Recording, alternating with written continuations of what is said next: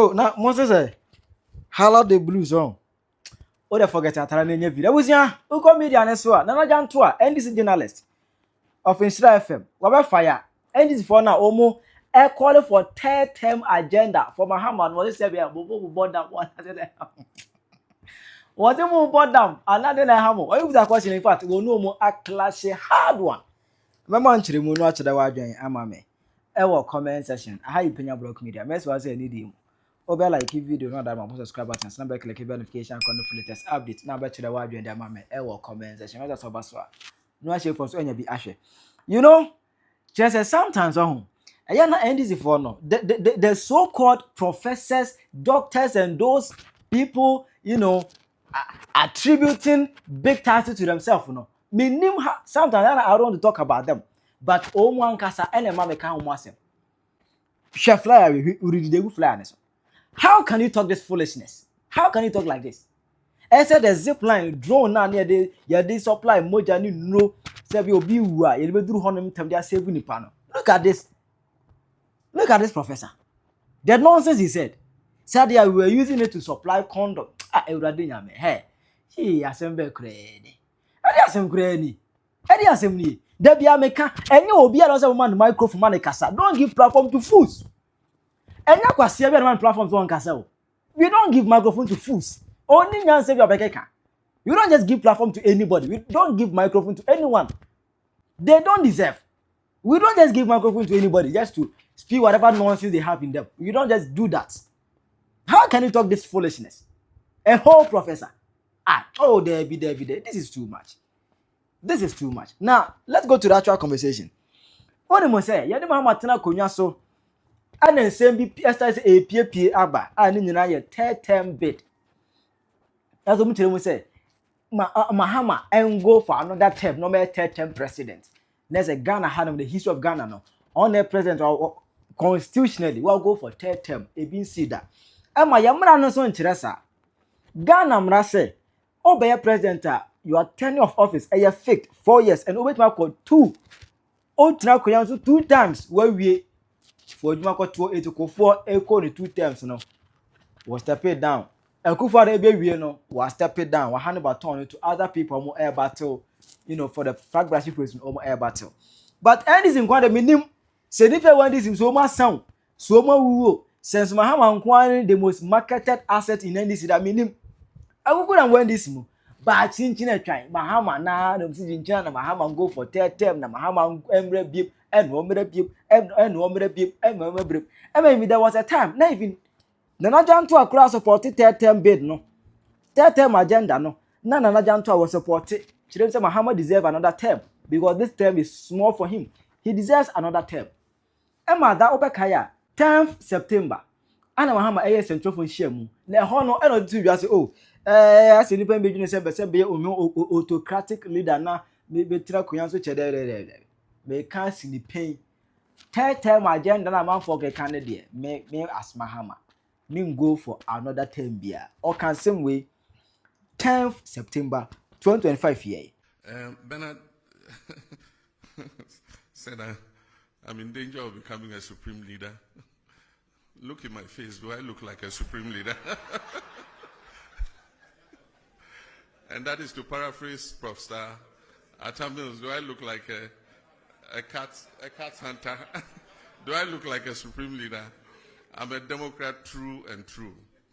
And even when we attained 2/3 of parliament, I said that we're not going to use it to ride roughshod over the minority, and that we're going to give opportunity for democracy to flourish.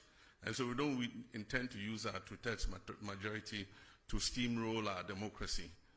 We believe that even though the people of Ghana gave us that overwhelming majority, it wasn't meant to turn Ghana into a dictatorship. They gave it to us in order that we could carry out reforms to make our governance better. And I think that we stand a very good chance with that 2/3 majority to finally move the amendments to the Constitution that we have all wanted. In the past, because of hung parliaments and all that, we couldn't make any progress because there are some of those amendments for which you need an overwhelming majority. And so Ghanaians have given us that opportunity and say, look, go ahead and do these things so that we can have a better constitution that will take Ghana for many more generations to come. And so that's what I believe. But I certainly am not on the way to becoming a supreme leader or an autocrat. And now, who come media as well? NDC for no. For some kind of agenda, especially the TikTokers and omu communicators. Mahama tell template. Na no. Anna na Jantuah zehe. Momo board damo. Dabre mo board dam. Mahama nkwane president of Ghana. Ono nkwane nipa of Ghana tra kunya so yi. Wa wie na dwuma. Onko tena fie. Na for from na munya nkwase akeka no. Amoka kire yese John Mahama tetem no mabodamana. Are you guys mad? Do you understand democracy? Mabodamana. Democracy na ye ana muka say Ghana na so special. Immune from kuwa ho. Ye ka kunwa semo kire nkofo no. Are you guys okay? Samo mo pesa mo kire say Yewra John Mahama mo sha ase na obekọ tetem ene ese da bi tetem onko tetem ye ma ne kwan NDC fo ni bedidi atem ema ye ama president say onko tetem me kan ho asem kofo so na president de on kan say obekọ tetem. It is a president and kaso onko tetem. Why would still be a discussion on say Yemma President John Mahama tetem enya day? Are you guys okay? Sabi mabodam ana because dama you will not say democracy Ghana ye kra no. Mumbe say democracy no ne de bufu aba. If you're not mad, you will not think say President John Mahama also owie ne legacy term ni na ma sha se pushi se nkotetem entuba wan say to me ni wura ni trima no use parliament ni asesa nyoma na ayebasa na oman no abufu abem na ntokwa abem na nipa agu na mu nkurasefo agimifo no mo. I'm using this word because you don't know the effect of war. People like you are so power drunk, you don't know the effect of war. Entina me de Tanzania de na to so no. Tanzania ochi opposition ni nyina ekotum. Tanzania enti opposition ye to aba no opposition no mudem. Ono nko anya be 91%. Nipa ewuo because of this. Enti a democracy no se say ye kura ho no. Utumi nti Yemma John Mahama nsanko tetem. Meanwhile, or say we jai. And where from this discussion again? I'm a communication expert. I teach communication. Demo no your friend engineering of consent. Metiase pa demo no your friend engineering of consent.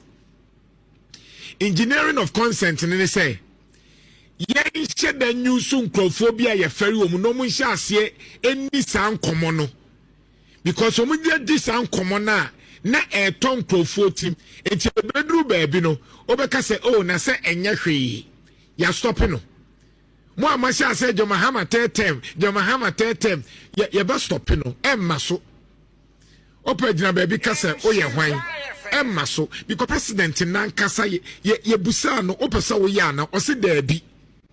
Now say one mumu president and answer anti democracy say it makes a mad person and original idea no. Are you trying to tell me say obi any NDC ni mu a mo betimi hand over power man smoothly and to kwabia ma Yewra John Mahama so on pesa tetem na mumu bia sha se ka tetem Africa for ye nsua de mo de bibia ebeku nipa no eno na sabi nkrofo a omu nsua de nu akire no omu sha se trigger NDC montena so forever. NDC montena so forever. By 2026 na mo ho ahyase ayehi enti vote na munya no 2024 no munya biem se Ghana for to amusumpo a sa city na manya no eso bete mo ho be yehi from 2026 no and Crawford be cost strike 24-hour economy in Crawford shall said betata it me ma NDC 40 mu de. That is why I laugh. So because MPP for o metro position a cha na anti-democracy ase. About all in Ghana, it's an 8-year cycle. Ye nim se eye den 2028 NDC Ghana for beto omuso. But sa sit now omunya biem. Ye very careful with the way your democracy no ene ebufo was system ni mu. The first of all, Mahama nen chese nkofo ebufo ni system ni mu. They are only happy say yenya John Mahama na niabra osesa enioma kakra ena ma ebufo no asenko nkofo bu afuo. You think say Ghana ejosa? You think say Ghana ejosa? Sana yo.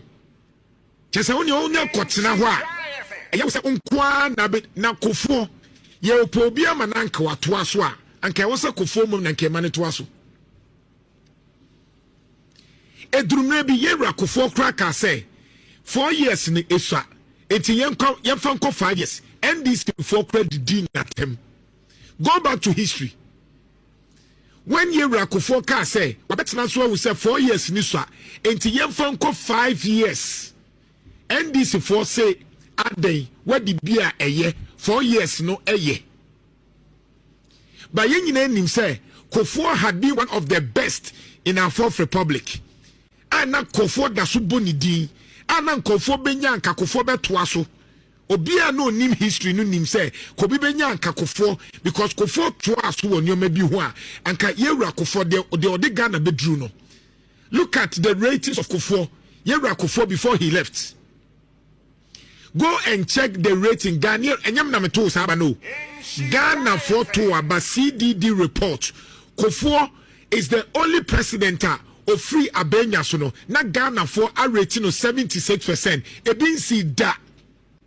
Go and check the report of CDD report. Go and check the report. I'm not speaking with emotions. I'm speaking with data. Me say, Kofo in the Fourth Republic is the only president. Na all free so no. Ghana for score no higher marks. All free so no. John Mahama free so na say 34%. Yera Kufuor free so na say 30%. Yera Tamil citizen etibai from 76 etiba 54% as of 2012. And yamna meko CDD report, go and read it. Empo Yera Kufuor or can say yemma 5 years cranko for the din atem. And no cotton baby. Because me crano or can sa dano sa breno na ye gene Yera Kufuor nkwa. But a gentleman who said 4 years no credit. Can you imagine saying that's who won Kufuor as the president in 2025? Can you imagine? Imagine saying Jantuah about Finan Kekotua Basenka 7 December meboa. It's a Finan Canana Kufuor do ni 5 years aso. Hey, a Bradian coupon. In she riot fan. Once a woo, one kawumpe. We NDC ni imagine say anka 5 years ya jitum and na Kufuor do that's your president and kwa so brewa no Mahama is our hope. Monto mo boase wonyo mabi ho because enye de bia na benya John Mahama because John Mahama part 1 no na onye papa o na enye John Mahama part 1 no na enye papa na enye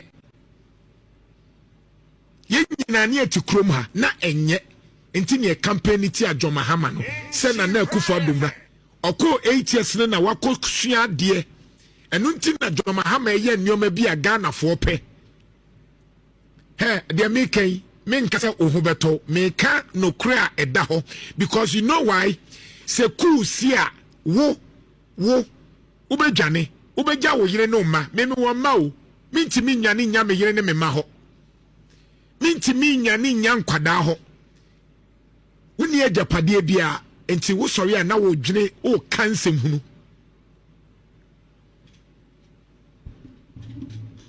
ba cheke A February 2003 report, Afrobarometer, stated that 74% of respondents expressed confidence in President Kufuor. Jeff, thank you for this data. 74%. As President Kufuor, Omayade. In 2008, check the report. Another report covering data up to March 2008 indicated that 78% of Ghanaians approve of his job performance, an increase over the year. Report Anyam Nameko. President Kufuor is the only president. And so now what is happening? Munya demu ye no, because Ghana ne ye person die sao. Majority approve of Kufuor's administration. And that hono. Majority approves of Kufuor's administration. And so no clock 5 years a penno a problem. Because ya NDC for anyantum. Munya is our discussions no, because munya ye be see no kwan. Now I didn't say before better than my man. I go for the third man. Come on, the president. The president himself has gone to the UN and said, "Mem so idea also." Look, Nana, country Burkina Faso. There was a mutiny. Nyamen Kwanse Kwanse Burkina Faso. Last time and found in Burkina Faso. I Cote d'Ivoire. Yeah. Nana Burkina half of this week. My dear from Ghana Immigration Service. Your friend may be polymac Your immigration officer Sam Koko. People don't know. People are not reading. How people are infiltrating our borders. The only thing Ghana has is our peace. Nana Nigeria bumi. Nancy I star ba moge ya nesketing getting obeto tide. What has more about Ghana? Na tisi rap but has more about Ghana. Ghana is the gateway. Ama mu form bayi ne mu niam ma medini bitizil bibi anto man fu ntrim. De bentem. E kuni on fem ko wie sa papa de bia me ka trew. Sa from fullers nya bay from meya na do akose yim. They will ruin your legacy. Fari bente no bi bagina wade ento bewo nana kwetena fina ko he oba uyo 4 years a papa ko he oba kwetena wa fu wo bi ni fa sa na wa kan e wanya pito kakra ne madam labuna sa na nam ne tiri ho na de ada. My point is that why is this a sad discussion kietwem? Nana, you see it, people every week. Nana, the step I'm coming to is that the party must call their members to order. Okay.